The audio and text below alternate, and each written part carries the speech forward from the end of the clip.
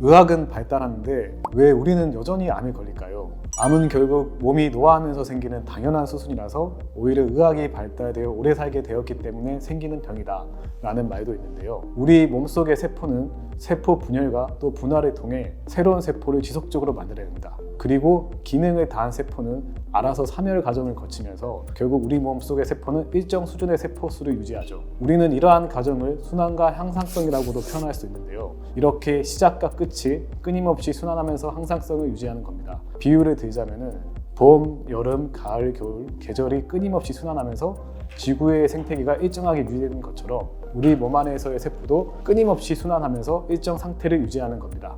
그런데 이 단계에서 이상이 생겨서 항상성을 유지하지 못하고 필요 이상으로 많은 세포가 증식하게 되면 이것이 바로 암세포로 진행을 하게 되는 시작이 됩니다. 즉 세포 분열이나 분화에 이상이 생겨서 생각보다 많은 세포가 만들어지거나 기능을 다한 세포가 사멸을 해야 되는데 사멸을 하지 않으면 세포들이 정상적으로 자리를 잡지 못하겠죠. 그렇게 되면 어쩔 수 없이 볼록한 흙처럼 세포가 자리를 잡게 되는데 이 흙처럼 자리 잡게 된 세포를 우리가 종양 그리고 나아가서는 암이라고 말하게 되는 거죠. 그렇다면 태어날 때부터 우리가 따로 뭘 하지 않아도 자연의 섭리처럼 알아서 분열, 분화하고 사멸하던 세포가 도대체 무엇 때문에 문제를 일으키게 되는 걸까요? 우리는 여기서 유전자에 대한 이야기를 할 수 있는데요. 흔히 우리가 말하는 가족력과 같이 내가 원래 가지고 있던 유전자 자체에 대한 이야기와는 조금 다릅니다. 실제로 유전자 자체의 문제로 암이 발생하는 것은 10에서 15%에 불과한데요.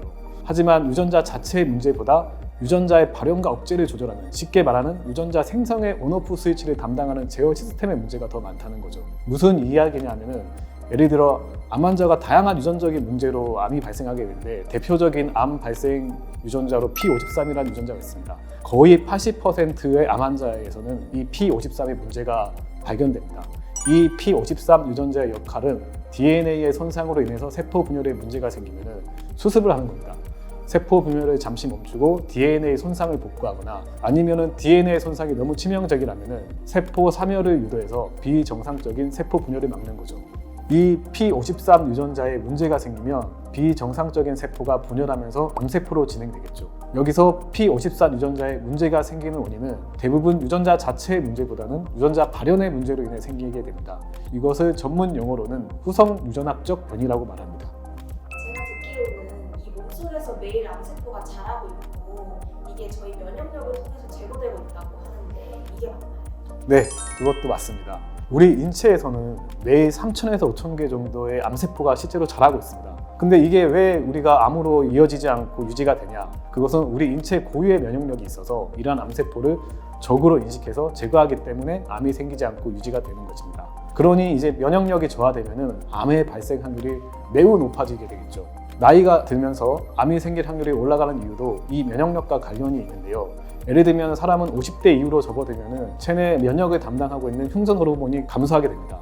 이 호르몬이 감소하면 면역력이 급격히 떨어지게 되는데요. 이것이 바로 50대 이후 암 발생률이 급격히 높아진 이유가 아닐까 유추해 볼 수 있습니다. 그래서 이제 정기적인 검사를 통해서 면역력이 저하되어 있으면 당연히 면역력을 올려주는 노력을 해야만 합니다.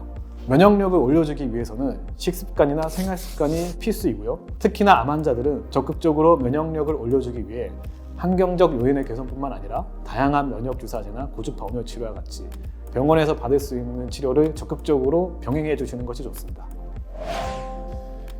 이렇게 대부분의 암이 내가 가지고 태어난 유전자 자체의 문제보다는 후성 유전학적 변이, 즉 후천적인 이유로 생기게 됩니다.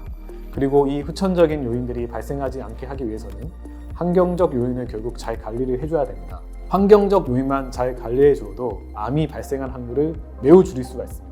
실제로 우리가 식습관이나 생활습관, 흡연, 음주, 스트레스, 환경오염 등의 노출이 암 발생에 있어서 90% 이상 기여를 하고 있습니다. 면역력 개선도 말씀드렸듯이 생활습관과 식습관을 개선해주면 나아질 수 있고요. 암 발생을 방지하거나 발생 후에도 치료나 재발을 방지하려면 환경적 요인을 조절하는 것이 매우 중요합니다. 문제가 될 만한 생활습관이나 식습관을 개선하면 대부분의 암은 결국 예방할 수 있는데요. 생활습관이나 식습관을 어떻게 개선시켜야 할지에 대해서는 저희 채널에서 다양한 정보를 영상에 담아 알려드리겠습니다. 저는 병원 진료뿐 아니라 암 방문 진료를 많이 해왔는데요. 암 환자분들의 댁으로 직접 방문해서 치료를 하다 보면 환자분들의 생활을 더욱 밀접하게 알고 있습니다.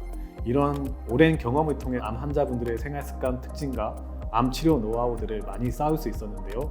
이 노하우들을 아끼지 않고 여러분들께 알려드릴 테니 채널 구독하셔서 꾸준히 시청하시고 암을 예방하시기 바랍니다.